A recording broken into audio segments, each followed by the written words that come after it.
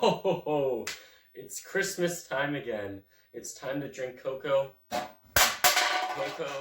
and really reminisce on the year's happenings. Try to improve yourself. Make yourself a better person than you were before. You know, 90% of New Year's resolutions fail in the first month. But I think we know a thing or two about commitment here at this channel. Anyway, seeing how it's Christmas, I thought it'd be nice to read some cards from loved ones. Now, I got this here from my grandmother in the mail recently. Look at that, it's got a cute little snowman on it. It says Merry Christmas. Let's open the inside. To Ethan.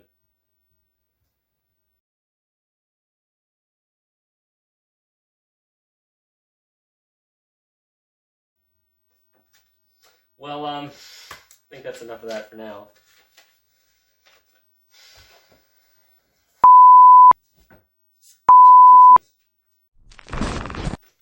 Well, I might not be the most popular guy in town, but I did get one present.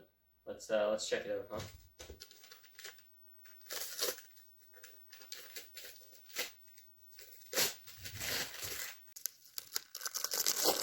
Huh? Really? Oh. Oh, God. Well, let's give this sucker a go, I guess.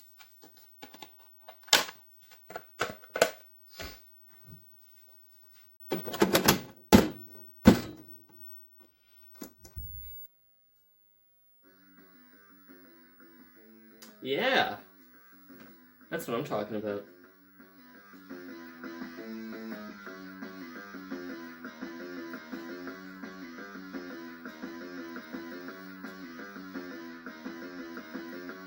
Now, you ask me, this game had easily one of the coolest, most badass soundtracks in all of the Sega Genesis library. Furthermore, the game looks awesome too. I mean, the character sprites are freaking fantastic.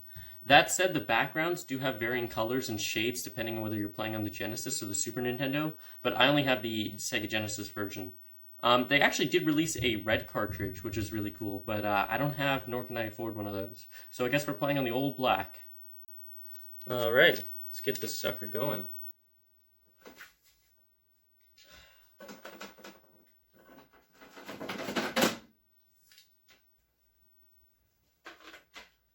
Now, this game was not the only Spider-Man game on the Sega Genesis library. There's, of course, this one, which is called SpiderMan, but if you turn on the game, it's actually called Spider-Man versus the Kingpin. Anyway, there's also Separation Anxiety, which is a direct sequel to this. Some consider it one of the best ones, if not the best one, simply because it was multiplayer. So it's basically, on a bare bones level, the same as this game, only, you know, you can play with your friends. Unfortunately, I don't have any of those, so I'll just be going solo on this one. Now, the reason that this game is easily the best known one on the Sega Genesis is because it was based off a comic book. So it was this multimedia marketing campaign to get awareness out there about this game. Now, if you read comic books in the 90s, you knew about Maximum Carnage. Not only was this like an unparalleled 14 parts, of which 3 or 4 are actually important, but this ad was in every comic book in the early 1990s. Now, this game came out in 94, which was like right before most people dropped off Amazing Spider-Man, as the Clone Saga would be coming in only a couple of months. And that's a story for a different video.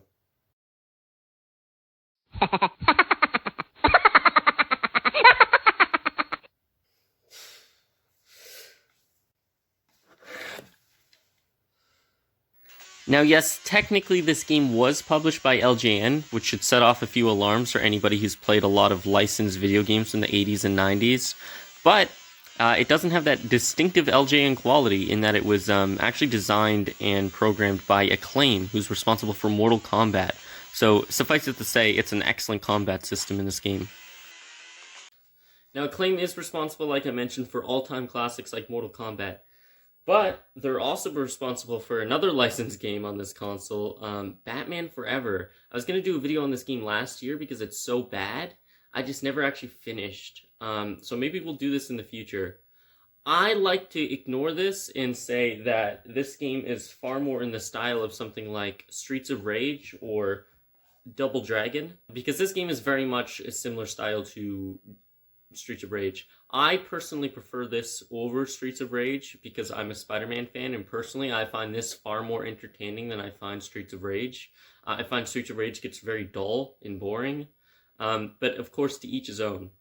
Are those not the most macho men you've ever seen in your life? You son of a bitch! The combat system in this game is excellent. I love fighting people. I can't get enough of it. I mean, you feel powerful. You feel like Spider-Man, tossing dudes around, smashing heads together. And the added level of complexity, being able to web swing and climb up walls, is really great too. One weird quirk is, though, that all the bad guys have names, so it gets a little personal. Did you ever think you'd see a game on Super Nintendo where Spider-Man beats the shit out of women? I mean, he really lets them have it, too. And not just one, it's like, all the time. Spidey's what you call an equal opportunities crime fighter. Time for a web-slinging ass-kicking! Alright, if you ever want to piss off one of your friends, give them this level. This is stage 2, where you're climbing a wall, only the controls are awful and there's constantly lightning shooting down at you. And if you want to go in one direction and the arrow points the other direction, that's where you have to go. Anyway, so you think to go left or right, you'd have to use the left or right controls, right? Well, no. When you're on the wall and you need the web swing, you have to press up. You have to just trust that you're facing the correct position before you actually web swing. How about instead of trusting that you're in the right position, you just press the direction you want to go in instead?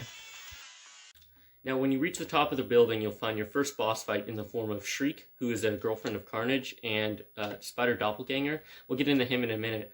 But these boss fights in the game, they're pretty cool. Usually they're just between 1 or 2 bosses. Although oftentimes you're fighting 3 or 4 different bosses at the same time.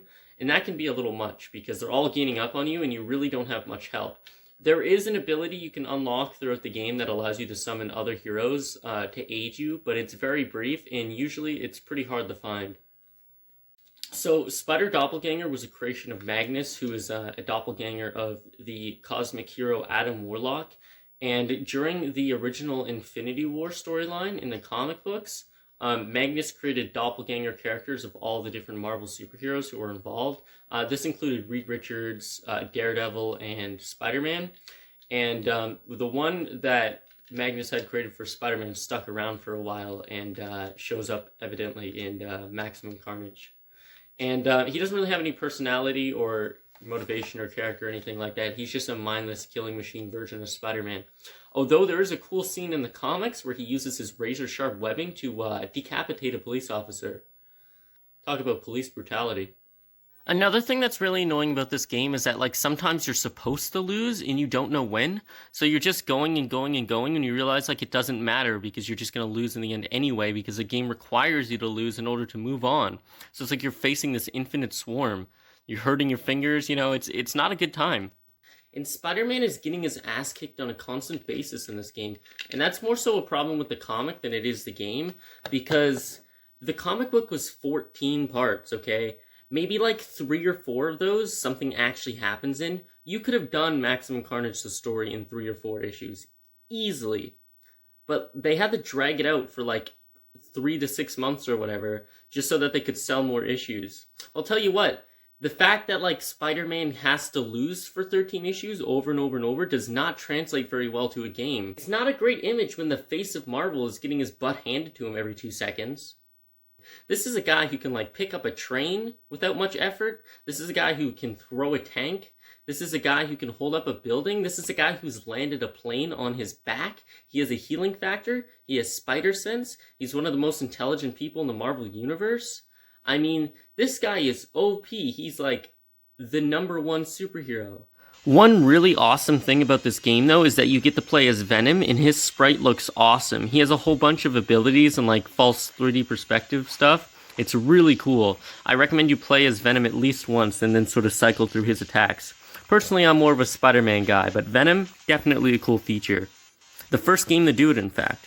This game has a great deal of replayability, not only because of the high score system in the game, but also because with Venom you get alternate levels you don't get by just playing as Spider-Man. For example, the Statue of Liberty in San Francisco.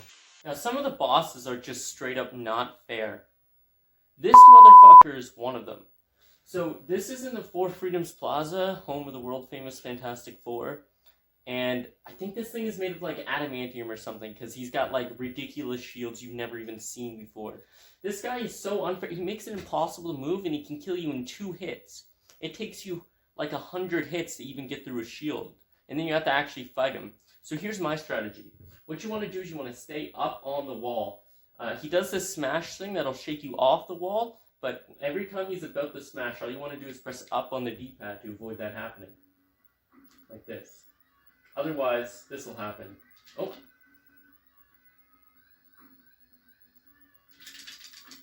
Yeah, so you're just going to want to stay up here and punch him as he jumps up.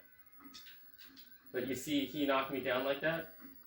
You got to press up on the D-pad when he's about to smash the ground, and you'll stay up there. Now, this game is really, really, really fun, but it's also hard as hell, and I don't recommend playing this game if you get really frustrated by difficult games. And I wouldn't blame you either, because frankly, this game is just kind of unfair a lot of the time. For example, with the boss I just showed you. But overall, it's a great game. It has digitized art by Mark Bagley, which is also in Ultimate Spider-Man, another game where you can play as Venom. One of my personal favorite Spider-Man games in video games of all time is Ultimate Spider-Man. But yeah, Maximum Carnage. I recommend it if you are into hardcore, balls-to-the-wall, arcade action. I don't recommend it if you're more of a casual gamer. But if you are a Spider-Man fan, this definitely would fit snugly into your game collection. So, thank you for watching. I appreciate your time. Leave a comment, please. I need friends. And subscribe and like the video if you enjoyed the review to any extent. Have a happy holiday season if you want. I mean, I understand if you don't. Maybe your father died in a chimney pretending to be Santa Claus back in the year 1984. It happens to the best of us. But anyway, I'll catch you guys later because I've got prior business to attend to.